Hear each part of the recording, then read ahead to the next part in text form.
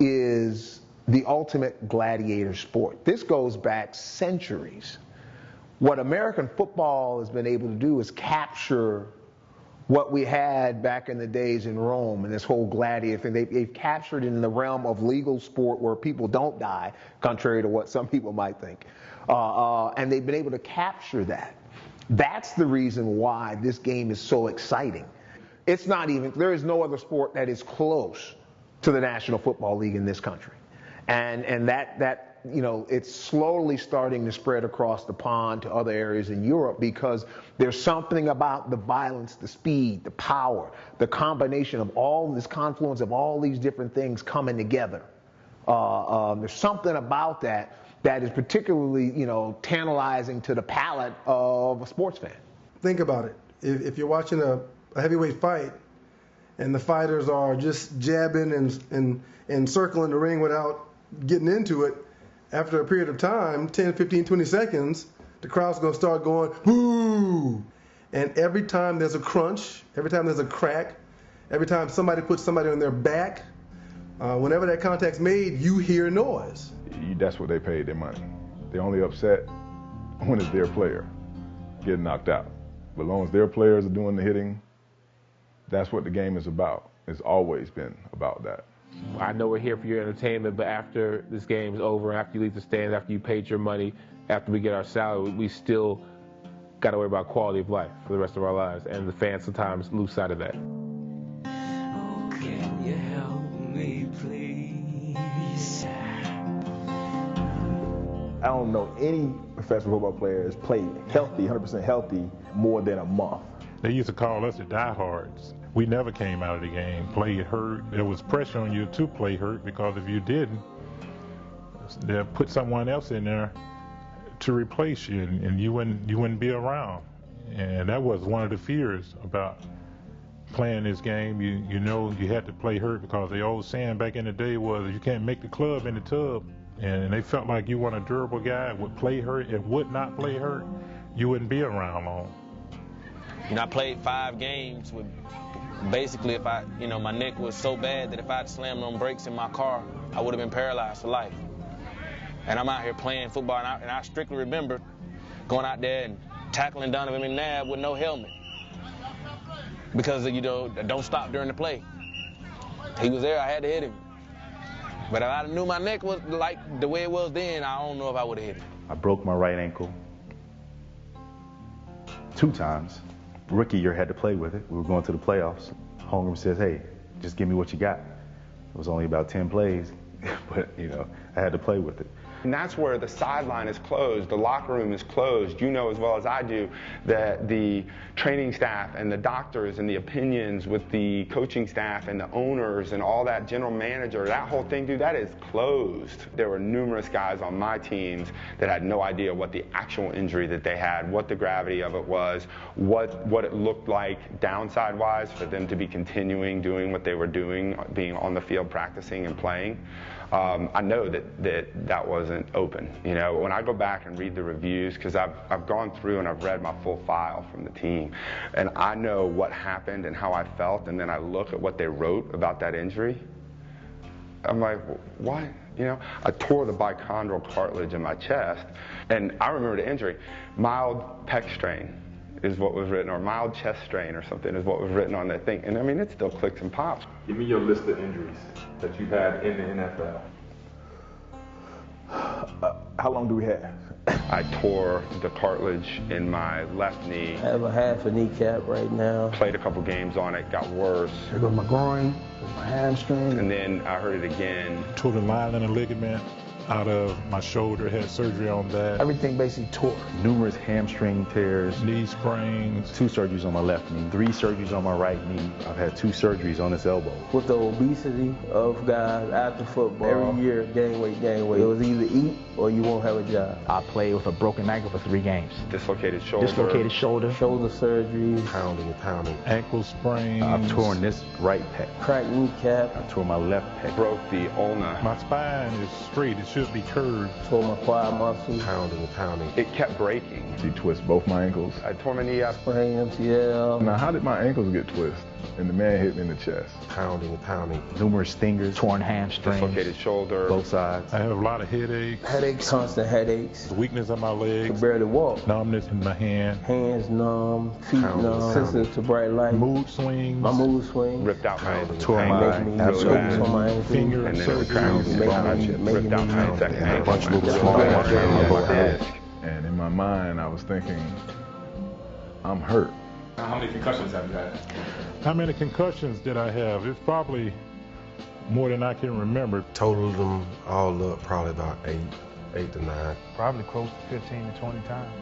At least 10 times. I've had my bell rung over 20 times. Honestly, I don't know.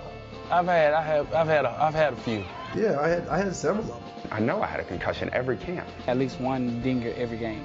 20, 25 times in a 10-year career. From what they didn't tell us when we were coming in, probably 20 plus, easily.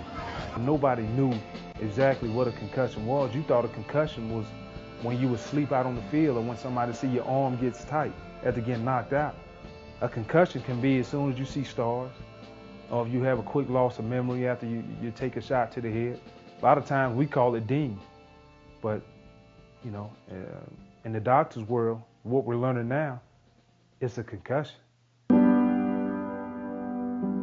So if you think about a concussion, it's a violent shaking of the brain inside the cranial cavity. When that happens, you can have multiple parts of the brain that might be impacted, and therefore you have neurons. We have billions of neurons within the brain, and depends on which ones are stretched that dictates the symptoms. But the hallmark symptoms are usually a headache, blurred vision, dizziness, concentration problems, balance problems.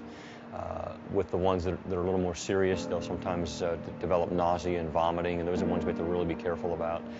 Loss of consciousness. I think it's really important to emphasize that while for many years coaches, parents, athletes focused so much on loss of consciousness as sort of that hallmark, that if there wasn't loss of consciousness, then they hadn't sustained a concussion. And less than 10% of all concussions involve loss of consciousness. So it's just important to point that out. I think the layers that are going to be eventually peeled back from this is going to be remarkable when it comes to concussions. I think we're going to learn more and more about it, and it's deeper and worse than we ever imagined. When I remember knocking myself out, now that I remember, they threw it to a guy in the flat, tight end, and he had at least 5-6 steps to get his momentum going. I don't know if it was more of an inside zone play, and I bounced it outside, and I was, going towards the sideline to turn up the sideline. And of course, being a running back, I saw safety coming. I remember hitting Mike Allstott one time when he was with the Bucks, and he's a big guy. And when I realized that he didn't have the ball and I was going to have to make contact, I'm like, okay, well, I got to thrust my body into him because I know what he is, We're coming around the bend, we're turning the corner behind the quarterback. And Will Fork was at the other end, so he flat out beat Mike Williams, and he's coming free to the quarterbacks. Quarterback stepped up on him. I got Mo in his weight going this way. I never seen him coming. And as I lowered my shoulders in my head, we meet and just, and the quickest memory to that was me being back in the huddle. So I had my momentum coming as well. So you picture two guys running full speed. And so what I did was, I was always taught, see what you hit. And actually I did that, but I think he ducked at the last second, and actually my head coming in to hit him, he ducked, and actually his impact hit me right on the side over here by my temple. I tried to drop my helmet, and then he hit me right in the side. And he just put his helmet right here on me. It cracked my helmet and everything. And I guess I kind of twisted around, and next thing you know, I just, it was just, I was stuck. And when I actually came to, I just I couldn't move, but my eyes couldn't move, and I just looked down, and my hands were just up. And I could look down and saw my hands up, and I'm like trying to move them, trying to get some kind of mobility, and eventually I started hearing the coach calling my name more, and eventually I ended up getting up and coming out of it. And I remember, little like lights and stars. Like, okay, I got my bell rung. I was out. I got snuck, and it's funny now, but they said I was sleeping on the job. When I got to the sideline, of course, the coaches asked me. The trainers, or the doctors asked me those, just regular questions. Where are we? What's the date? Who are we playing? Stuff like that. But the first question, I think it was like he asked me, it was just so simple, and I'm like, man, I don't know, But it put me back out in the game. So after you couldn't answer any questions. After I couldn't really answer any questions, it was more of a, hey, we gotta go. We don't have another running back. The young guy got hurt. So who else is there to, I got a concussion. It's an unseen injury. It's something that you really can't see and you really can't diagnose right now on the sideline. So what's the chances? And they just put me back out there. Of course I was playing the next week. Oh, so you did play the next week? Yeah, I played. I didn't practice all week though, and I shouldn't have played the next week. That's the worst game I ever had in my career, ever. Yeah? Yeah. How long did it take you to recover from something like that? I don't think you do. I mean, I was okay. I was okay going back, you know what I mean? I think I had 2 more games that year. But that next game is like you 2-3 steps behind, you know what I'm saying? I played left tackle. I went that whole season, hadn't given up a sack, and now I was at 2 sacks. Wow. In the first half. You know what I'm saying? The guy running, I'm still on the line. I came to a quarter late on the bench, and I was like, what happened? He was out of the game. I was out of the game until I eventually went back in. I mean, you got to tell me I can't play. If I think I can play, that's cool, but I don't have no expertise in concussions. After that game, when I went to get checked the next day, they checked my neck to see if I had a neck injury. And of course that came up clean. I didn't have a broke neck or disc or anything wrong, but they never investigated to see or to diagnose me to see if I had a concussion. So honestly, I played up until the Cincinnati game, which I think was about 10 games later. So I played 10 more games after that initial hit. When I woke up the day before that Cincinnati game and I had a migraine headache, and I just knew that morning I felt like I wasn't myself. Something's wrong. And I couldn't eat again. And I actually asked the doctor, hey, is there any way you can test for concussions? And he was like, yeah, we have to do the baseline test, of course. And he was like, we'll just do that tomorrow. And just as sure as that, after the game, the next day I went to get checked out. I was on IR that night, because I was diagnosed with post-concussive syndrome. But this came from week 1, and nobody ever checked me for concussions, and I just knew something was wrong. And that was your last game? That was my last game. That was it. That was the last one. Guys are worried about it now because the ones who always knew they thought they get dinged, now you're finding out more information. You're like, damn, I had a concussion. And now you're seeing the stuff with Dave Dewis, and you're seeing the blotches or whatever they say, like on the brain, like the damages and stuff. Yeah. That ain't by accident. They tried to charge a lot of that to the game by saying, well, that could have been just natural wear and tear of some of the older players back. No. Man, this is consistent. You know what I mean? So that's big for me. And it's so deep, it really makes you wonder, like, if I had a son, do I really want him to play this game?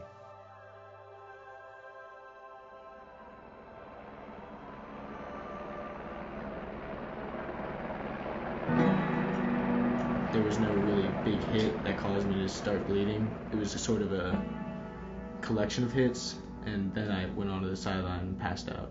It was odd to see him walk off the field. He plays the 48 minutes, I guess, in junior and on JV, and I thought he just got poked in the eye. I was pretty calm about it until I saw him collapse, and then I ran over, and to see him shaking and kind of bubbling, and it was awful. And we we pieced together the concussion on the day before. after the fact, because I had asked him. He said he was fine. He looked fine. Did his homework and all that stuff the day before. And then I'm looking at him on the ground, and it was just awful. It's every parent's nightmare to watch, because I didn't know if he was paralyzed. I didn't know. And then they said they're going to get the helicopter, and it's just crazy. And I was just praying that he would be okay. It's scary when they tell you you're going to take a piece of your son's skull off. It breaks your heart to see your children, or one of your boys. They're the whole reason we do stuff, and we want to see him succeed, want the best for him, and to have him take this setback. I mean, it opened up a whole lot of things that how's this going to affect him going forward. If you don't want the surgeries, if you don't want the cuts, if you don't want the abuse, you don't have to do this. This is not one of those things that people are forcing you to do. This is part of it.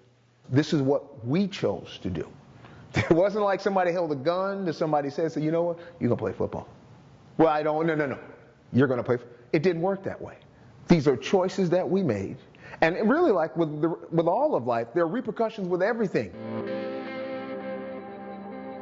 We hear a lot of, we know what we signed up for. And as more things come out, the reality is we didn't know what we signed up for. And I know to the fan, it's relative.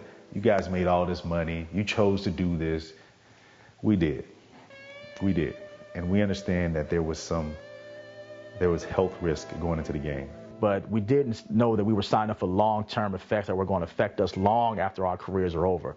And you have a responsibility to your teammates and to the kids that will come after you that plays the game professionally to always be safe and always know what you're actually signing up for. Hell, if I'd known, I probably would have worked a little harder pitching that damn baseball, working on my fastball, my curveball, and that changeup. You guys all start to play in the NFL or whenever you're Pee Wee League, and you're not thinking about, you do it because your dad did it or your brother did it, and wow, I want to be that when I grow up. You're not thinking about your health. But the NFL, I think that the head honchos and the folks that know about the league, they knew this was coming. I believe they knew this was coming. You're hearing about it because the players are having strokes and they're paralyzed and they can't walk, and we're seeing more and more of it. They knew this was coming. What I hate about pro football is the hypocrisy. I hate the hypocrisy of saying that we're a team and we're a family, but once guys leave the game, the phone calls don't get answered anymore when guys are attempting to make that transition to life after football. I remember sitting in some of the meetings with the owners and going back and forth about whose responsibility it was. Fighting, scratching, clawing for small increases in benefits for guys who weren't playing anymore. And hearing some of the comments that were made, and you're like, damn, I'm going to be one of those guys one day. Every guy in this room is going to be a former player one day. The way that they view former players, the way that they think about them, it's just not right. They're putting out all in the presses about how they're taking care of the players more so than they have in the past. But a lot of guys are not being taken care of the way they should be taken care of. And the guys that's injured, that's trying to get their disability, they're giving them a hard time as far as doing it. And it's almost like they're waiting for some guys to die off so they don't have to pay them. And I've heard that a lot and read a whole lot about that, and I'm kind of living proof of that. And when I was turned down for my disability with the league, they telling me basically that my degenerative injuries wasn't football related. So I'm having to fight that. When it comes to healthcare in the NFL, it's really interesting. You talk about a multi-billion-dollar industry where the cost for the healthcare of these guys who make the game, I don't care if they're pre-94s, whoever, 93s, I don't care who it is. These are the guys on which their backs the game was built. Now, currently, you have a 5-year plan in place where you're covered after you leave the NFL, which we had at the time. Well, I left the game at 26, and at 30 years old, I felt fine. It was like as soon as that time frame was over, that gifted 5 years, was when my body started to fall apart. I think it's, 3 years, 3 games get vested. There were so many players there who had 2 years, 8 games, or 3 years and 2 games. One guy, the worst guy, who had 3 years, 2 games. He needed 1 more game to get vested. And he had the dementia, he had the injuries, he had all the stuff, and he couldn't get all the benefits because of 1 stupid game. They had health insurance potential for guys like myself, and I applied for it and was turned down. So that didn't make me feel real well. I'm like, I'm gonna get me some good health insurance now, and even if I had to pay for it. But I was turned down as well as a lot of other guys I knew, so that was a big front. It's still beneficial for them to have your former players singing your praises rather than have them cursing you to hell for not taking care of them. And you wouldn't have them those suicides on your conscience either, which has to weigh on somebody who made that decision to not give them the money, or on the other end of that phone and said, sorry, sir, we can't help you, knowing that there are things they could do. Shame on the NFL that we're even saying what should they be doing. Shame on the NFL. You are a $1 quillion business. You are the biggest and the best of all sports, and you're not taking care of your own. Shame on you. We have enough resources to take care of everybody if we really wanted to. So why aren't we? And that was, that's the question. What was the answer? Greed. I don't understand how you can fine a guy X amount of dollars, but that same day you use that same footage for Monday Night Football to highlight the upcoming game. So basically you got double paid off that, because that same hit that you just denounced this man for and fined him and made him seem like a evil monster in the public eye, you're pubbing not him up, but the game of football, and like, this is how it's supposed to be played. This is what you should expect coming up against these two teams. Hard-hitting football. But at the same time, you're telling us to slow down. You're telling us to watch yourself, be careful, things like that. So it's a double standard. It was the start of the second half, and he was doing his kick return, and it was like everybody was still filing and no one was really paying attention. And as soon as he caught the ball, it was like, oh, game started already. I tried to maybe take an extra step, and then obviously the game's going so fast, everybody just kind of caught up on it, sped up on me. And then as I braced myself, there he was right in my face. And my initial reaction, just like last time, but it was even worse, I just ducked, I just buckled in. And it just so happened that he did the exact same thing with his helmet. And when he hit mine, it compressed my neck that much worse. And when you see it on film from the angle of the initial camera, the natural camera, you don't, you're like, okay, you got hit. But then when they flipped it around for me and I saw it afterwards on the other side, I mean, my neck just slinky. And it just went all the way in, and like, right when I got hit, everything went blank.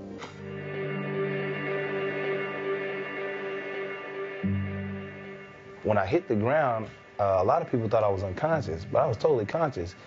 The only way I knew I was paralyzed was because my eyes were bouncing up and down on the ground, not because I had hit the ground, because I was already on the ground, but because people were landing on me and I couldn't feel it. And I just, like, it looked like somebody was moving the camera up and down, and my eyes were doing that. And I was like, man, I'm paralyzed on the floor. And like, I'm thinking this in my head. I'm trying to say help, or like I can't move, but I can't even move my mouth. And then, like, stuff was flying in my eyes, and I realized I wasn't even blinking. And so everything was out, like everything, total feeling, total movement, everything was, I was incapable. I hear the fans, they're screaming, and I hear everybody jumping around on top of me, and my head still bouncing around, and all of a sudden, like somebody turned the volume down gradually, and you just hear people kind of get more in tune to what's going on.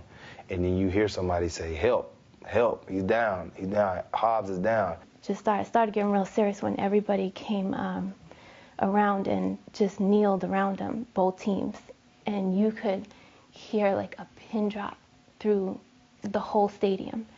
And at that point I was yelling for him to get up.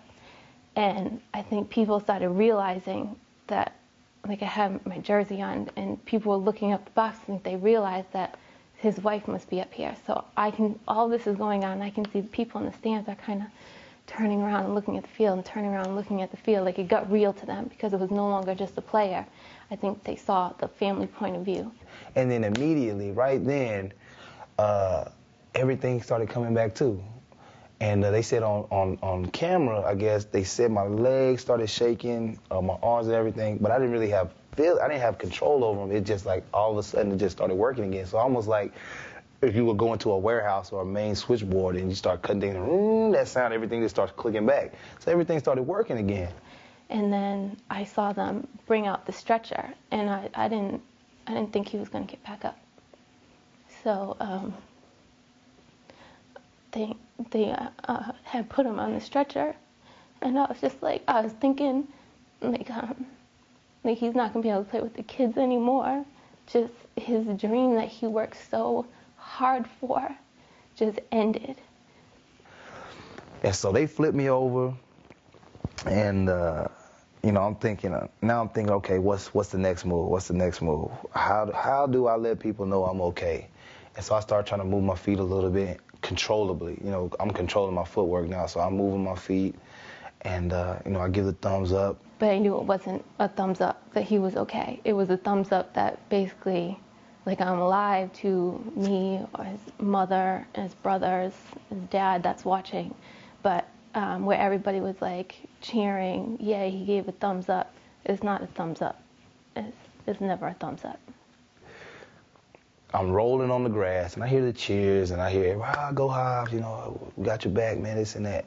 But I knew exactly when the gurney left the grass to when that wheel made contact on the pavement to go underneath the tunnel. I heard the change, and as soon as it hit the tunnel, the whistle blew, and I said, they forgot about me. I say, I'm no longer cared about. Whatever prayer or whatever everybody was thinking about, it's actually transitioned back into the football game. And I don't know, it was 1st and 10. Mike took the field, and I just, as I was rolling off, I was looking up in the sky. As soon as I heard the whistle, I just closed my eyes.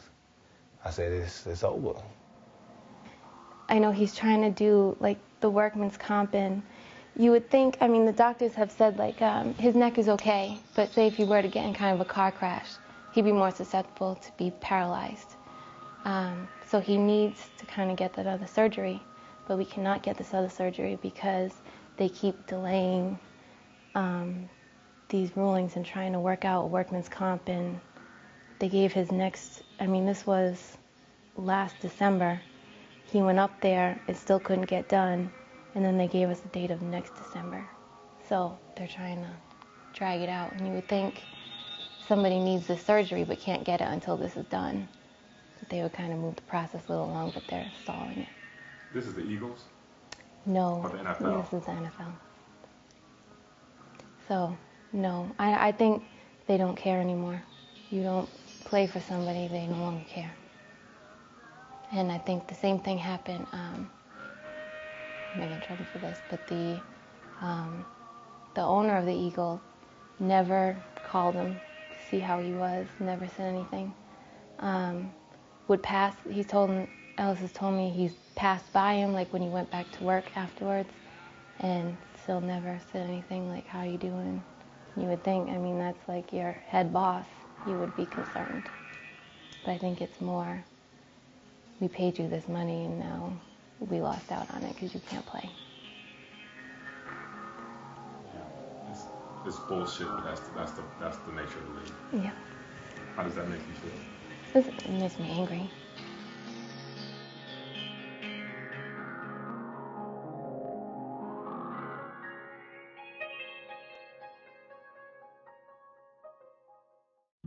John Abadi, 5'11", 240, linebacker, and fullback.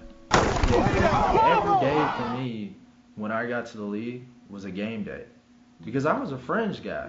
I was trying to make the team every day.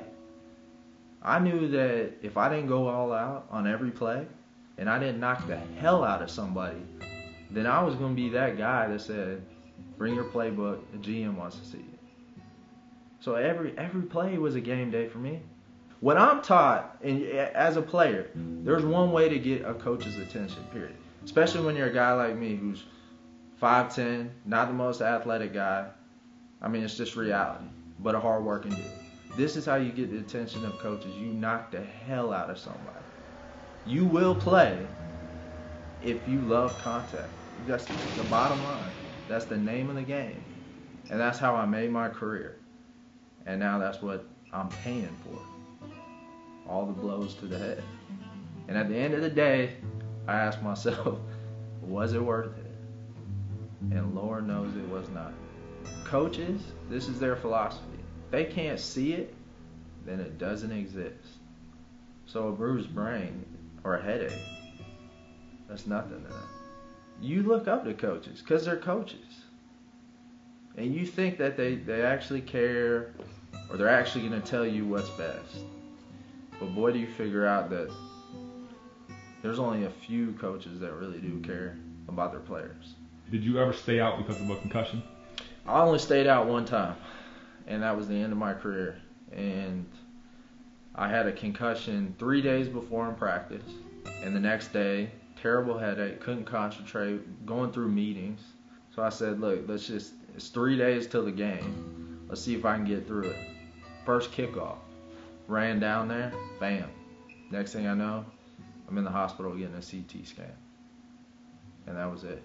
Let's fast forward to a typical bad day for you. A typical bad day with me, I'll wake up and I'll have a massive headache. Usually right here on the left side of my head, I can pinpoint it. Sensitivity to light, unbelievable fatigue. Like just to walk is you know, a tough thing to do on bad days. My list of pain pills starting freshman year of college would be Vicodin, Percocets, Toradol before every game. I never played a game without a Toradol shot since my freshman year of college.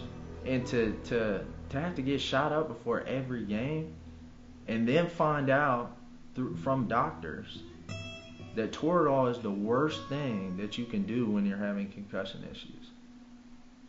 It's scary.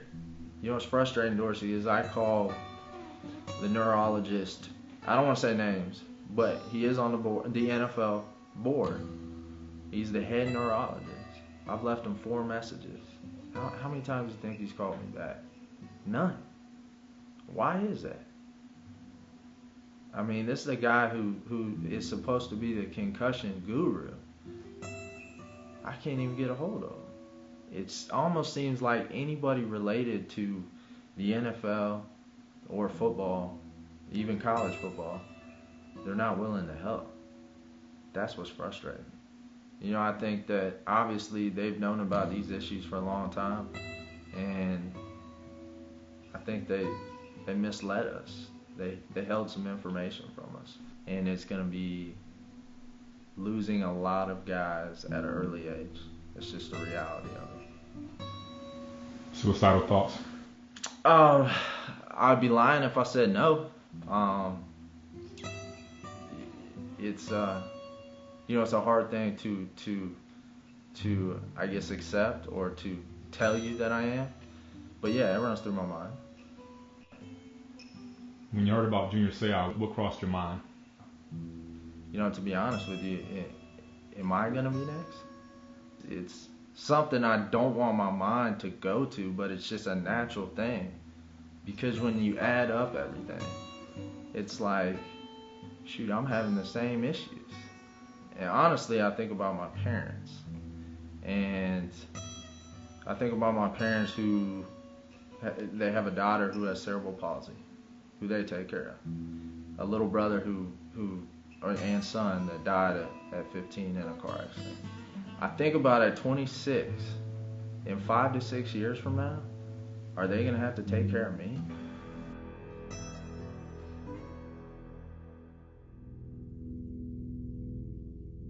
After I left the NFL, I came an intern with the Detroit Lions scouting department. And just so happened Andre Waters was part of the coaching program.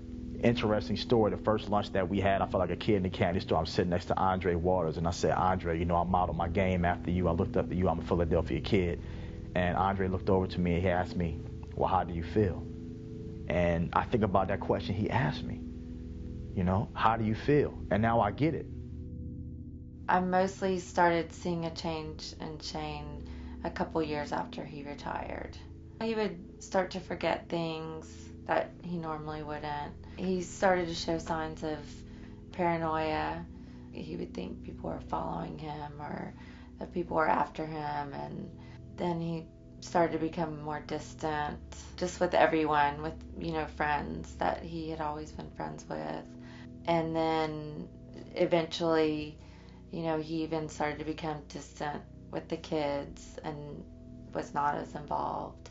I was able to convince him to go to the doctor because he was having horrible headaches. And we went to the doctor and they did a CAT scan and they saw a tumor in his brain. And it turned out to be a benign tumor, which they removed.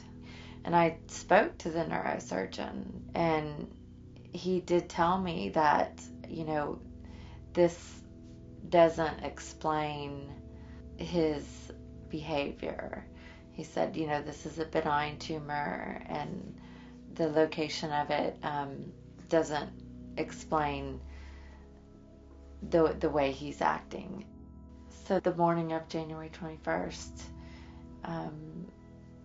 he, you know, woke up really early and he was, you know, acting very strange, pacing back and forth. And I told him that I made him an appointment for that day, and, you know, he was saying he didn't need to go and that, you know, someone had done something to him and he was going to go try to talk to them or go confront him. And this was actually a good friend of his, and so I tried to talk to him about it, and, you know, I said, you can't do that. You can't keep confronting people. You know, no one's doing anything to you. I tried to explain to him, and he just didn't believe it. He just believed that everyone was after him.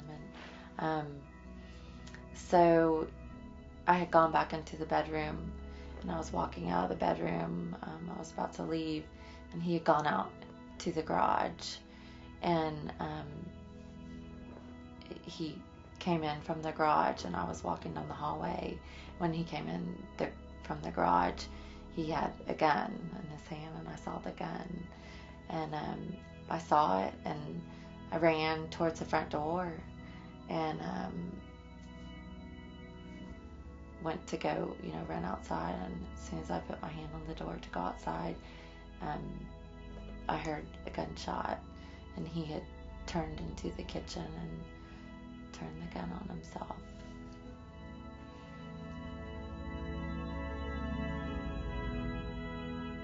I feel bad for not only them and their families, because like you said, if a man commits suicide, how bad does he have to be hurting? How hopeless does the situation have to be?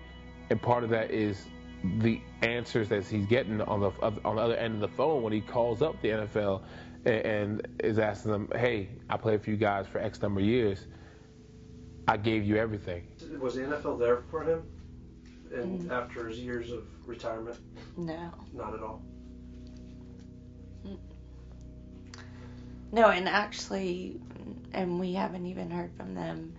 We have not even heard from the NFL since he was diagnosed, since they studied his brain tissue and he was diagnosed with CTE.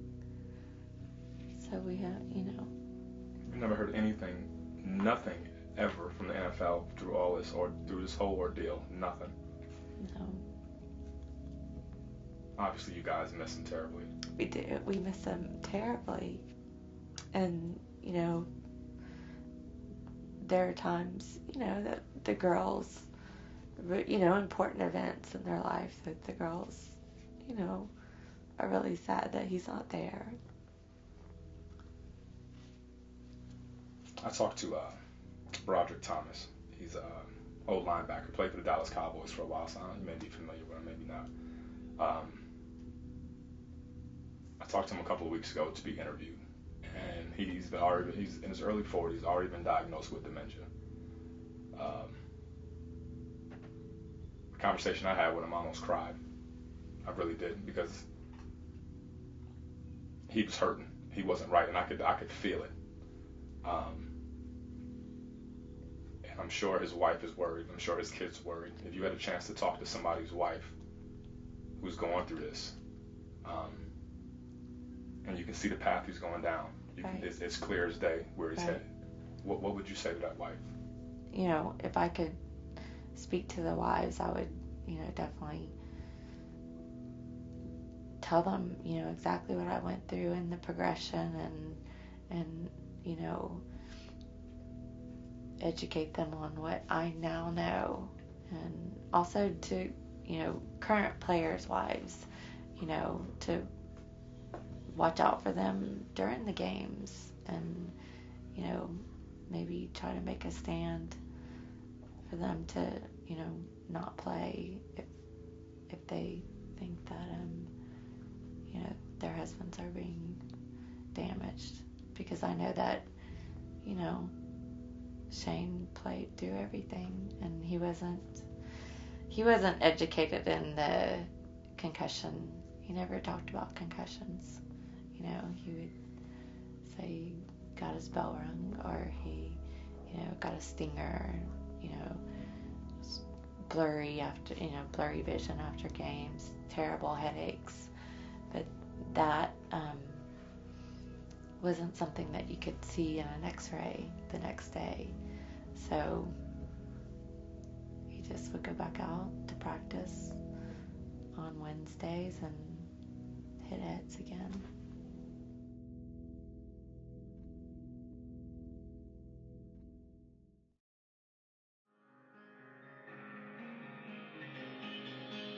That's one of the things that has to be addressed and with the collective bargaining agreement, is that, in my opinion, when you look at the money that's in that pension, you know, and I think it's close to $1 billion, or was at one point in time, that's sitting there. Players should be insured for the rest of their life, because the reason we're finding out all of these things long term, you know, for example, I could not get insurance after my 5 years was up. So what I had to do was create a business and get a group policy underneath a business that I established in order to insure my family, which is insane, because what do we hear all the time? The reason you can't get insured? Pre-existing condition. Boy, I got about 12, 13 pre-existing conditions, including knuckles and joints and so on and so forth, that players are uninsurable.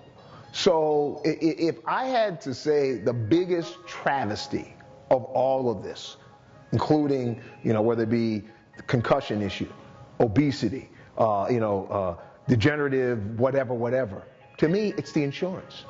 There has to be a mechanism and a way to insure, in my opinion, every player who's played this game, because down the road, to your point, that's when stuff happens. When the warranty's over, because you're still in pretty decent shape 5 years removed from the game. But for the magnitude of dollars that are bought into this game, the magnitude of money that is sitting in the pension right now, that you and I and others were a part of, for those players not to be insured, I think is an absolute travesty.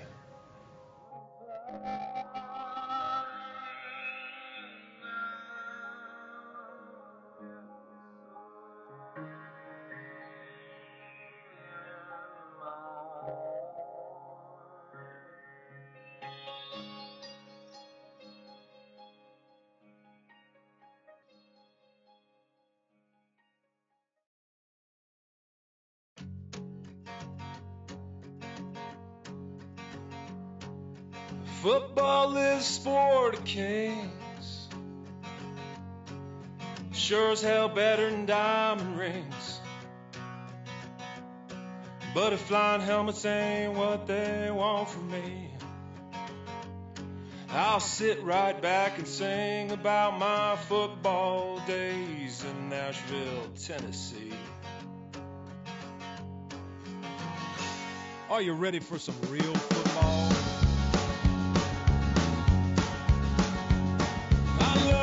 NFL, I wore their shield on my chest. But when I couldn't go anymore, they hugged me like the rest.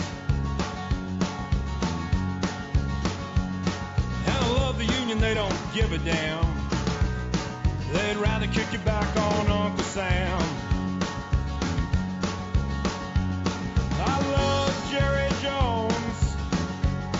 I want to be a cowboy. But he'd rather have crooks from video games and fire the great Tom Landry. And fuck Mike Martz, I never liked him anyway. Should have stayed my ass in New Orleans.